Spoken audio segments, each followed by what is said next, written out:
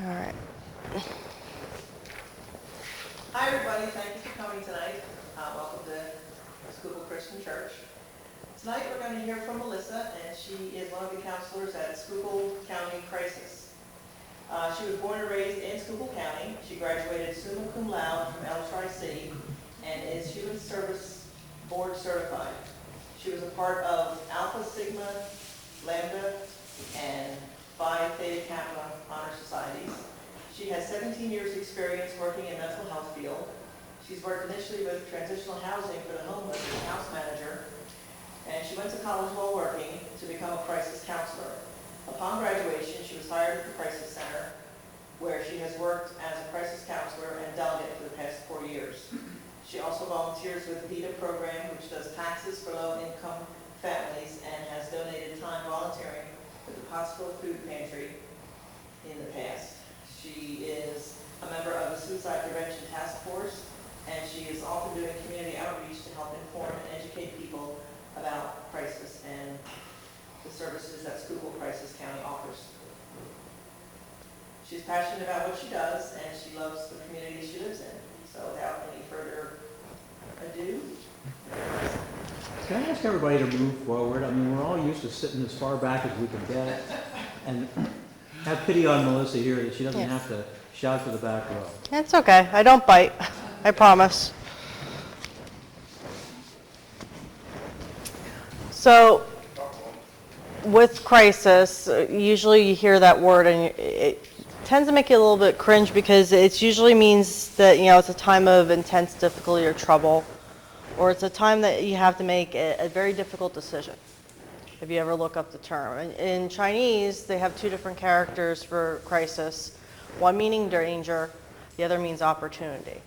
Because if you really think about crisis, yes, there's some form of risk or imminent danger, but there's also opportunity. There's an opportunity to get help. There's opportunity to grow as a person. It's an opportunity to have change. In our county, in last year, we've seen about, on average, 120 calls per month. And it varies from year to year. There's times that we have more than that. There's times that we have less than that. As right now, for this year, just to have some statistics for you. Excuse me. We've seen over 1,127 people so far this year. And usually per last couple of years when I was looking at stats, it was way over 2,000, and it's been increasing exponentially each year. Our state in 2017 alone, according to U.S. Health News, we had 1,970 deaths due to suicide. Men tend to use more lethal force than women. You'll see more guns, more hanging, where women will choose pills. That's why it's very important to discuss means restriction with your family. If someone's saying they're feeling depressed, they feel like they can't handle it, they feel hopeless or helpless. If they're saying that, they just don't feel like living anymore, they just do change in behaviors. You'll notice that sometimes when you talk about suicide, people will start handing things away, or they'll start giving property to other people, or all of a sudden it's important to make a will when they might have a very extreme event happen, like after a breakup or a family member dies, or something very extreme might be a trigger. Or they might just be chronically dealing with mental health. You have to consider that 1 in 5 people will suffer from mental health. So you look in this room, there's a good statistical chance that somebody in this room has a mental health diagnosis. And years before, people would not get treated because we worried about stigma. We worried about how other people would view us with mental health. And in reality, we all have our struggles. We just don't see the struggle. And as far as what crisis does, you hear me talking about suicide right now, but it's not just suicide we go out. We go out when people are feeling homicidal as well. There's times where people get very angry at other people and they want to hurt somebody. There's times when people want to hurt themselves. There's times when people are doing self-injurious behavior. And also we go out too when you hear somebody's unable to care for themselves. Like they're not eating, they're not sleeping. They're not bathing. Their house is went into severe decline. They're hallucinating. They're delusional. They're all symptoms of mental health that are very important as far as talking about mental health. We also go out with kids that are being bullied. We go out when kids are having behavioral issues. Pretty much if you feel overwhelmed and you need help, we're there for you. We have a main call center that you call into, and that crisis line, they'll either talk to you on the phone or you can request, I need a mobile worker to come out. And what happens from there, we assess essentially for risk. We see do you need inpatient services or do you need outpatient services? Sometimes you may feel overwhelmed and just simply need to talk to a counselor. There's other times where you're so overwhelmed, maybe you need to go to the hospital to have balance of medications or extra services beyond what even the crisis counselor can provide for at that time. And that's okay. We hear hospital and we think the worst of the worst, but ideally sometimes you need to have medication, and sometimes having those medications take time to figure out which works right for an individual. Every individual is different and every individual's needs are different. So it helps to have the further assessment of the hospital to stabilize the individual. As far as where we go to, we're mobile. So if you need us to see you at your home, we'll come out to your home. If your doctor is concerned and he thinks you're a risk, we'll come out to your doctor's office. Police officer picks you up on the street because you're acting strange and they think something else is going on, we go to the police station. It could be that not just you yourself are concerned about your issues, you could have a family member that's concerned about you. So there's times where you're not willing to get help and your family's seeing that you are at high risk for help. Maybe you sent them a text message that you want to hurt yourself. Sometimes crisis will go out not just to assess somebody, but we also collect what's called 302 petitions, which a 302 in the state of Pennsylvania is a mental health warrant. So in those situations, we try to collect the petitions in the most safe environment possible, that being like a McDonald's or a Burger King or a Dunkin' Donuts. We'll drive there instead of the home, or even a friend's home, just because you have to think about, if you're worried about somebody hurting themselves or someone else, why would you put the crisis worker at risk as well? If you're feeling unsafe with your loved one's actions, you don't want to put somebody else in the same safety risk. So it's very important and pertinent that you meet in a safe location. So like I said, we go anywhere. I've met in parking lots, I've met in corner stores. There's no limit to where I've met somebody in order to collect a petition. There's no limit to where I've seen somebody as far as to do an assessment. And it doesn't matter if you have health insurance or not. It doesn't matter what's going on. I've seen homeless people. I've seen people that are very affluent. Mental health affects everyone and anyone. So there is no barrier to you getting treatment. Just you simply have to say, I need help. So as far as mental health, I was saying inpatient and outpatient treatment. So let me define that a little bit for you. So inpatient means that you're going to the hospital. They do what's called medical clearance, where they make sure that they take some of your blood, some of your urine to do analysis to make sure there's a tox screen done to make sure that there's no chemicals on board, because some people do actively have co-occurring issues that they do use drug and alcohol to balance out for their mental health needs. So sometimes the tox screen is pertinent because some mental health-based facilities, if the hospital has no rooms, we'll need to know what's on board so they know how to properly treat you. And so there's no medication interactions with the drugs the person may be taking. Some drugs do cause some psychosis features, so it's important to know what's going on. So the labs do help immensely. There's no judgment in that person taking something. The only reason we do it is so we understand how not to hurt you, but how to better help you. Further with that, the reason why there's urine analysis, especially for females, they try to make sure that there's no pregnancy, so there's no interactions, that we're not hurting any unborn child. In the elderly, we make sure they have an EKG done, just to make sure there's no heart issues going on that might be causing some psych features. Also, urinalysis helps to see if there's any infections going on. Sometimes with the elderly, the infections will cause psychosis. Once the labs are done, if the hospital has a bed, the person can sign what's called 201, which is they're voluntarily consenting to treatment, and they go on to the unit. If the hospital doesn't have beds, that's not an issue. And especially if we assessed you in your home, you can choose 3 facilities that you would like to go to, and if we have to do a bed search, the bed search will call those 3 facilities first and foremost. Sometimes if you don't feel like going to the hospital, we can do referrals for home for the Meadows, which is one of the facilities that will take an in-home referral that you don't have to have those labs done.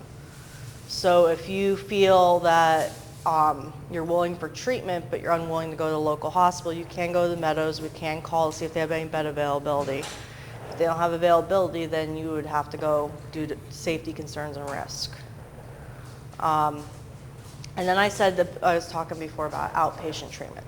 What outpatient is, you get set up with services for an outpatient treatment provider, which would be like a psychiatrist or a therapist, to get counseling or get med balancing. They also help with other services. You can also have what's called SAM, Service Access Management. They help balance out for getting a blended case manager that comes out to your home, and some people need to have that person come out and kind of see them and check on them. They also can help with other services beyond that, like if someone's having difficulty to get set up for welfare, they can do the referrals for welfare. If someone has a mental health diagnosis and need help with housing, SAM can help with housing. In addition, when we go out for calls, sometimes there's times we need to call area on aging. We can do that. If we see something that we need to do, we'll report it. Sometimes we go out for calls and we may have to call the child line to do a report with children and youth to make sure the child's safe. So our agency does a lot of different things. A lot of different agencies within the county will call us. It's not just police or EMS that would call us or your doctors. We have Children and Youth will call us, Justice Works will call us, Area on Aging will call us. If there's risk, there is no boundary to who can utilize our services or who can request our services. And on the other side of it, you have to understand, even if you request that person to have services, it doesn't necessarily mean that that person is forced to have crisis come out. If they decline for us to see them, they have that right. That is their right to choose whether or not they want help. Just because someone needs help doesn't necessarily mean that they consent to help. Under mental health law, there's very strict restrictions to how we give somebody help. Just because someone's acting a little bit off doesn't mean that they necessarily meet criteria to force them into treatment. In addition, our county has other outreaches we do. As I'm talking here, Crisis goes to many different agencies that we do public speaking for. On the other spectrum, not just for Crisis, for like I said, for us going out for mobiles and for the 302 process, which we call delegate. We also go out for what's called debriefings. So when a loved one passes away from either suicide, homicide, or just natural causes, and they're just concerned and they're overwhelmed with their grief, if there's a whole family that can't handle that, we'll come out and speak to whole families. I've had times in the county where someone passed away from suicide and the family needed help. And just because the whole family needs the help as a whole doesn't mean a counselor can't come out and talk to the whole family as a whole. You're not alone with how you feel. We're here to help. This is what we do. There's no judgment in it. Don't worry if your house is not the most perfect house. Do not worry about that you're not meeting some perfect standard for us to come out, or that you're crying and that you have to apologize for that. If you need help, we're here to help. It doesn't matter what's going on. Obviously, if you're reaching out, that means something's going on severe enough that you need somebody to be there for you. Is there any questions so far as I'm going through this? Because I know I'm going through a lot of material at once. When you refer somebody like to the hospital 5th floor, for instance. Yes. How does that process work? Do you just... Okay, so if I seen the person in the home originally, so I do the assessment and we use what's called the Columbia Risk Protocol to see where their risk is for suicide. And they even have an app now called the Columbia Protocol app for the phone. So you could actually, if you're uncomfortable even calling Crisis, you can actually utilize that app to look for risk. But Crisis will gladly come out. We'll do an assessment. We'll get consents, let's say, to update your providers. Like, let's say you already do have a psychologist or a psychiatrist and you want them updated what's going on with your treatment. I get all those consents. I get consents for your emergency contact. I determine whether or not you need to go in. And if I think you need to go in, I'll advocate, hey, are you willing to go in? And if you're willing, I'll call EMS for you. EMS will take you over, or a family member could take you over. And I fall right over to the hospital. I bring my assessment to the hospital. So the hospital will know what's going on with you. So it kind of eliminates that stress of really going over everything that got you upset to begin with and get you to the next piece of it. And then I said before about doing the labs, obviously. They have to do those labs to make sure that you're a fit. And the other issue is, too, as far as to go up to the unit, they have their own classifications of whether or not somebody can go up to. If there's somebody else if they have a very acute unit, meaning like, let's say if there's a lot of people with aggression, that might not be a good fit for what's going on with you. So they might refer you to another facility because of that. Or you may have what's called dual issues going on, that you may have drug and alcohol on top of your mental health. So they might refer you to a facility that can handle not just the mental health, but the drug and alcohol. There's also sometimes their unit's full, so they might have to, like I said, do a bed search to make sure that they find the right facility. But ultimately, we're guiding you through the process. We go to your home, we do the assessment, we get you some form of way to get over to the hospital. And then even if EMS, if you're leery of going over with EMS and you're worried about paying for it, sometimes the police will take somebody over. If you don't mind riding in a cop car, they'll get you over there. So it's not any true barrier to get you over there. It's just a matter of just asking for help. And I'm not saying it's a quick process either, because you can go over to ER. There's people who have severe medical issues, so there is waits. There's times their units are full, so they have to do a bed search. A bed search is not like I call that facility and they instantly have beds. Like I said, their unit might have acuity. Another hospital's unit might have acuity levels that they can't meet that criteria at that time to take them. But that doesn't mean that we don't keep searching. And that could go on for a day or two. And that's okay, because at least you're in a safe, secure environment. You don't have access to what I call means. And when I speak of means, I mean some people will use pills. Some people will use knives. Some people's homes have significant amounts of guns, and that's a very bad trigger to be around because you know you're unsafe. So the hospital environment gives you means restriction as well. So with that referral, you're getting the whole encompassive treatment to make sure you're safe and getting to the right spot where you're needing it, so you feel safe and secure. So that means, like, if you have a person that you feel shouldn't be alone, yes, they're not going to just put them out on the street. No, if I assess for risk, and they're unwilling to go. Now, let's say somebody's a high severe risk. They're suicidal. They already hurt themselves tonight, and I'm concerned with everything they said, and they're unwilling to go. I will petition for a 302. If I see something that is so severe and I'm worried and they're unwilling, just because you're unwilling does not mean that I'm going to put you back into an unsafe situation. Because if I've seen you have cut marks up and down your arms, you have a history of suicide, I'm obviously not going to let you put yourself at risk and harm. I'm going to petition. I'm going to call the police. I'm going to make sure you're safe.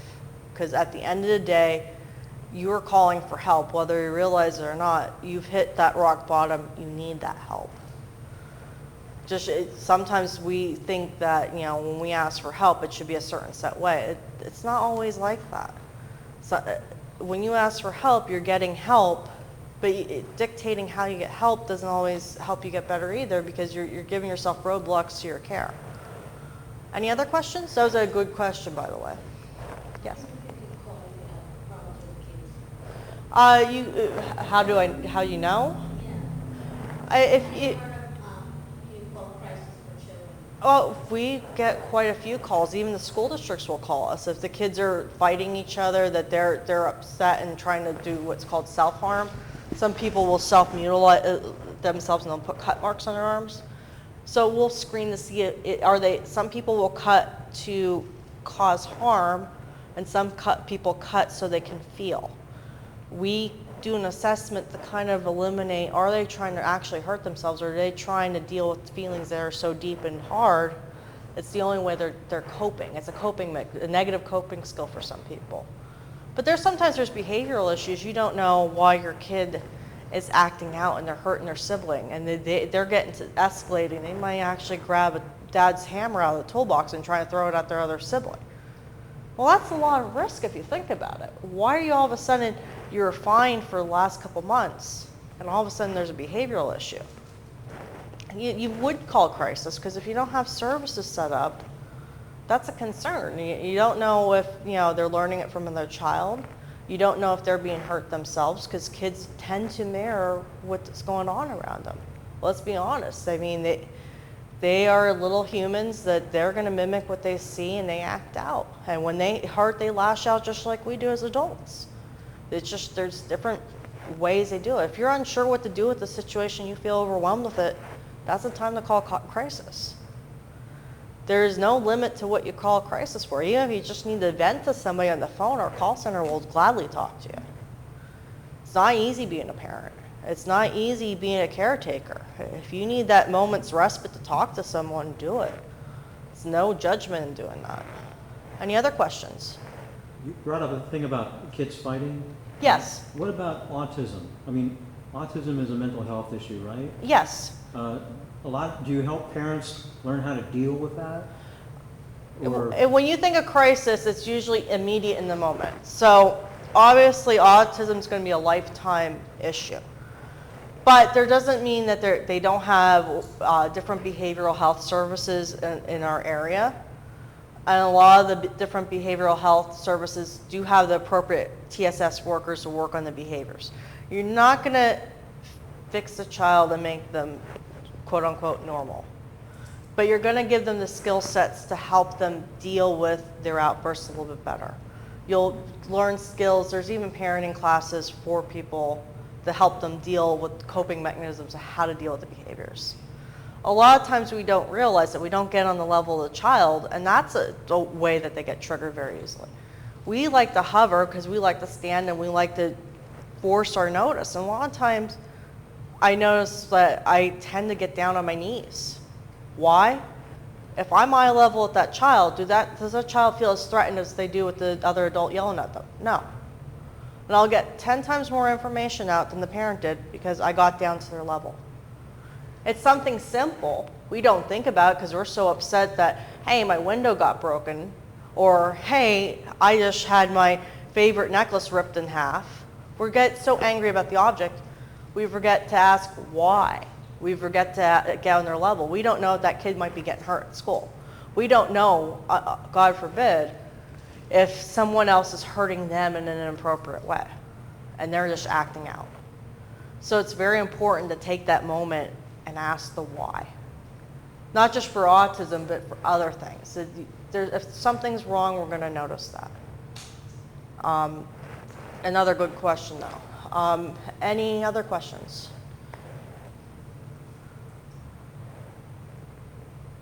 Trying to think.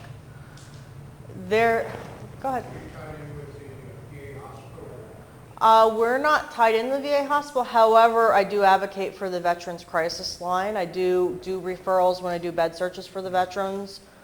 I think that the veterans need a lot of services. We're very fortunate, like we have the Lebanon VA, we have Wilkes-Barre VA, they're very close. And they have a lot of supports within their system. It just seems that the veterans, especially our veterans, are very strong people, and it's very hard for them when they need help. And the PTSD is obviously very prevalent. There's been so many wars that our veterans have lived through and served our country that they do need help and support, but it's very hard to ask for that because you've always helped other people. And that's a good point too I want to bring up. We always feel guilty asking somebody for help. Amanda Palmer of the Dresden Dolls had a great book called The Art of Asking. And she brought up one good point, that when we ask other people for help, we make them feel needed and loved and just as appreciated. Sometimes when we ask people for help, we give them purpose. So you don't know, you may be actually pulling someone else out of their depression. You don't know it because you just simply ask for help. So never feel asking for help is a burden. You served our country. If you need help, call Crisis. If you need the Veterans Crisis line, you don't have that number, they'll help you, okay? I seen you raising your hand before. Did you have a question? What was it? What if you don't know the building? We know the building. What building was it? We probably want to be relocated. You don't have to worry where we're located, we'll come to you. And tell, And actually in the back I have little keychains and there's bracelets and there's even pencils with our phone number on. So when it's the presentation's done, you're more than welcome to go back there, and you can even take one for a friend, and that's okay. But if you feel like somebody's like bullying you at school and you need to talk and you don't feel comfortable talking to your parent, you can talk to us and we'll get you help, okay? Any other questions? Are you finding more children at risk? Or- Statistically right now, and this was interesting, I just went to the PA for Prevent Suicide event. We do a lot of outreach and focus for kids for suicide prevention. That demographic is holding steady, but now we're seeing this rise and increase with the baby boomer generation and the middle age classifications being higher risk. And even when I'm also working with the coroner's office right now that we're trying to get statistics, and one of the things we're finding is it's like between 30 and 50 age males is the highest from the last couple of years we've been polling, and it's heavy labor. So people who are working with trucking companies, people who are working in warehouses. So think about it, you're hitting mid-age, your life is changing dramatically, you're getting divorced, or you're having your kids leave home, or hey, I'm not physically able to do the jobs I once did. That's overwhelming for a male especially. And then you feel like you can't talk to anybody because nobody's going to understand, because you're the breadwinner, you have to do everything. You have that burden upon you. And that's a heavy burden to begin with. But then you feel like even if you talk to somebody, they're not going to understand because nobody's going through what you're going through. And the sad part is, a lot of people are going through that. And then I think the older generation, the other issue is incomes are changing dramatically. You don't have as large of a friend circle as you once did, because as you age, it's been proven that you actually close your friend circle because your ability to deal and cope with drama and that kind of reduces. You want to be more comfortable. You don't want to be stressed out as much. So you do close your friend circle a little bit. Not only that, your friend circle does reduce because obviously people pass away, people move away. So your ability to have those bonds kind of reduce. And then you also have the stressors of going, well, now I might have to go to a nursing home, or maybe I need home health, or maybe, I have to worry about, well, this is overwhelming. So that's another reason why that statistic's higher skewed towards that. It's not to say that we don't care about the kids. We care immensely. But if you look at most campaigns, they try to focus and geared towards kids for prevention and understanding, and that's a great thing, but we're kind of forgetting about the generations that really are fearful of getting help, they're still in the mindset there is stigma, and they don't feel comfortable talking about their feelings, let's be honest. So I think as a population we should concentrate more on, but how to approach it is the question. And I mean, it's something that, you know, hey, maybe you should sit down and talk with your friend groups. It's an uncomfortable discussion, but just ask, how you been doing lately? If someone's older and you haven't talked to them a while, maybe it's just simple ask, are you doing okay? How are you feeling about things? How's everything been going? Sometimes it's just a simple conversation like that means the world to somebody. And that makes a difference between someone feeling overwhelmed with their depression and them being able to cope. I think sometimes too, we all use social media a lot. So a lot of triggers are on social media. Think about it. Our family members get upset so easily because we can't hear the tone of how we speak online. All we see is a text. We get so angry at text, we don't try to understand what the person's intent was behind it. And sometimes that's a great platform though too, to outreach. Just simply saying, hey, if you're feeling down or upset, feel free to message me. Or feel free to even post like the suicide prevention numbers. Feel free to post the national women's abuse victim numbers. Feel free to post the Veterans Crisis Line numbers. It's okay to consolidate lists of agencies you feel are important for people into one post. If someone has cancer, we hear that C word, we're quick to react. Why? Because we know it's detrimental. With mental health, it's very convoluted because we don't know if someone's doing it for attention. We don't know if it's drug and alcohol. And quite frankly, it's an awkward conversation because we don't understand what that mental health diagnosis actually means. Because we hear mental health, we think the extreme is someone being crazy. We use extreme words. We use words like crazy, nuts. I'm sure you're going to think of other adjectives as you're sitting here. So when we think of that, we think of old movies where people are acting like they're not making sense, they're talking in gibberish, they're just doing beyond strange behaviors. And that's okay that we have that mindset, but we have so many different helping things in our community now that we have the medications, we have the doctors, we have all the means to help somebody. So if there's means to help you to be functional, why think of the worst with mental health? Mental health is just someone is having a little bit of trouble functioning the way someone else would. Let's be realistic. And the other part of it is too, we get to these points with mental health because we're not doing the things we need to because we're worrying about everybody else. We're not doing self-care. And I think that's an important thing you need to advocate for at times. We're so apt to help somebody fix something. We're so apt to take care of others. But when was the last time? Ask yourself, when was the last time you did something for you? Now, if you have a car, you get your maintenance done. Do you not go and get your oil changes? What happens if you don't get an oil change done? Right. So how are you going to feel if you don't take care of yourself? After a while, you're not going to run, right? Or not as well as you once did. And when I say self-care can be something simple as getting a bubble bath. Self-care can be something as simple as watching a movie.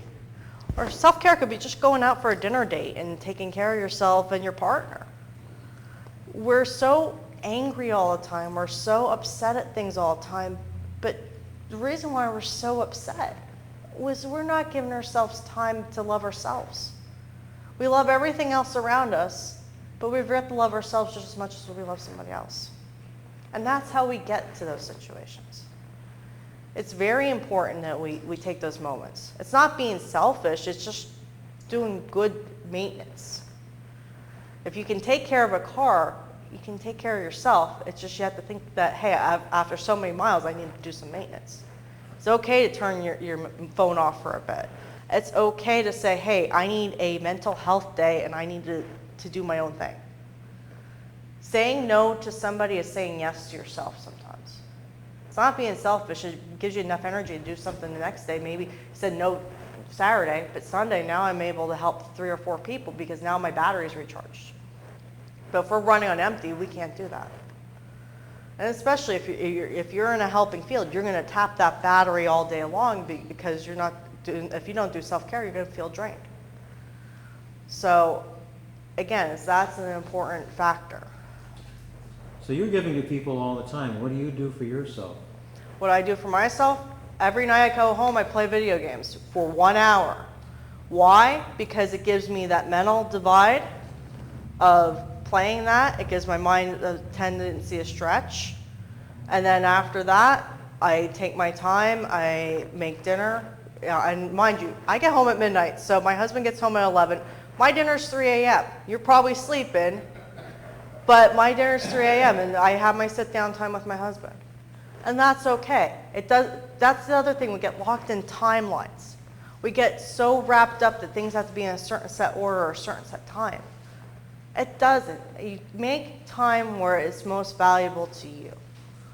Don't worry about, I have to get up at 8 a.m. every day. If you're up at 8:05, what is 5 minutes? If 5 minutes made the difference for you to take the time to stretch to get out of bed, and that made you have a better process for that day, that's okay. As long as you're getting done what you need to get done, that's okay. Also self-care, like I will read, I will watch TV, I will, with my disability the best I can, will putter with some gardening,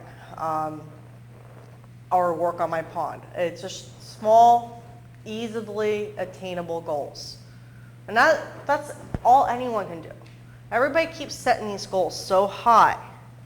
If you have a goal this high and it's going to take you 6 weeks to reach, are you going to feel good about yourself when you don't make that goal?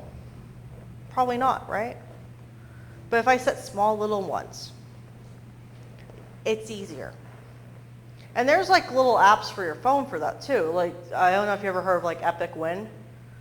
So Epic Win, you can actually set up goals for yourself daily. Small ones, and you can add to it additional ones like, hey, maybe I want to paint the garage, or maybe I want to fix my bike or whatever. You can add that to that Epic Win, but it also has your own personal character like you're building for a video game. And as you reach your goals, it actually has a point on the little pathway that shows you got loot, and you progress as a person. So you can see your progress of your goals so you don't feel like I'm doing nothing. Sometimes checking off that box means all the world of how you feel about things. It makes a difference that how you feel about yourself. Go ahead. Is there a need for more people to go into the field? Always. Think about it. As our generations are aging, especially with baby boomer, we're going to have a lot more people in need of help, and a lot of people in the field need relief to do the help. We always need extra people. The more people working on an issue, the better you're going to have for a resolve. Any other questions? I didn't quite hear what Sue's question was. Is there more of a demand or need in our field? And obviously there's always a need in mental health, because you have to figure out some people do get burned out doing the field.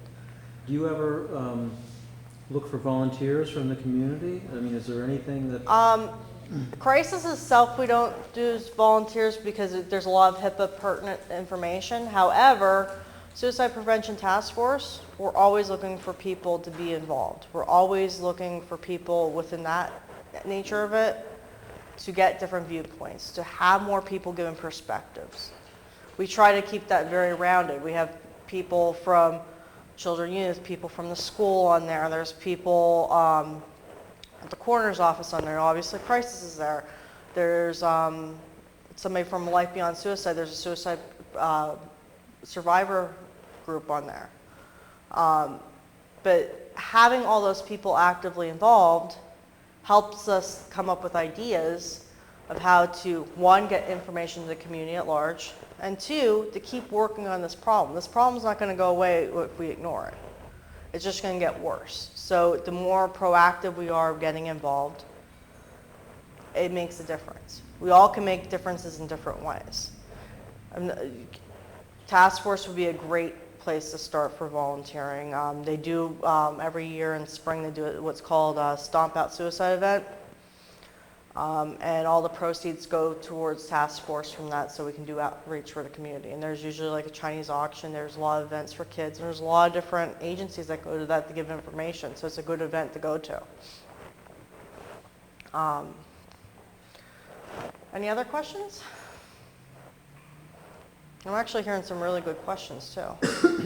Well, you know, as Christians, we want to reach out to these people in some way that we Yeah. can or be available. And the main thing that I think of right now is that we need to pray for you and the work that you do. Scripture says, you know, go into your closet and talk to God. And that's, for most of us, that's the way we minister to ourselves. Let's put it that way. No, I'm not gonna lie, I pray every time I drive out to a call. I Yeah. pray that I make sure that I make the right decision, but I also pray for my own safety. I'm sure you do. I mean, you don't do this lightheartedly going into it. Right. It's not an easy thing to do. But I also look at it this way too. If you're going from the faith-based perspective, you're instilling hope into people. And do you notice when I started off, I said people are helpless and hopeless. That's a risk factor towards suicidality. When you feel helpless and hopeless, you're not instilled with something to keep you going. You have nothing to look forward to. People who goal set, they're still have hope that they can accomplish something. Worry when the person has what's called anhedonia, where the absence of emotion, the absence of feeling. They can't feel anything anymore. They don't feel anything. It's just they're plodding. The person that plods, that's the one you kind of have to worry about. When they stop feeling, they stop having hope. There's different ways to minister towards helping others. Maybe all you're doing is listening, but you gave that person a minute's hope that somebody cared. Any other? Well, we want to thank you for coming, and like I said, we do want to have prayer for you. But then we have snacks in the kitchen if anybody wants to stay and have snacks with us. So, Father, we thank you for the work Melissa and others are doing in the agency. Father, we pray for their protection. We pray for their effectiveness and their outreach. We also pray for them as individuals, Lord, that you would bear them up and strengthen them, help them to do each day what they feel called and burdened to do to help other people. And Lord, we do have a terrible problem in this county with hopelessness and helplessness, and we pray that we as a church might find some way to be the answer to that. Of course, the gospel is all about hope, and that's at the core of what we are. But Father, help us to always be on the lookout for people like what Melissa was describing, that obviously are in trouble, and we pray for the opportunity to reach them. For our refreshments now, Lord, we give you thanks for all those who contributed and our time of fellowship together. And in Jesus' name, amen. And all of these sessions are on YouTube. So. And if you need the crisis number, it's 1-877-9-WE-HELP. Yes, sir.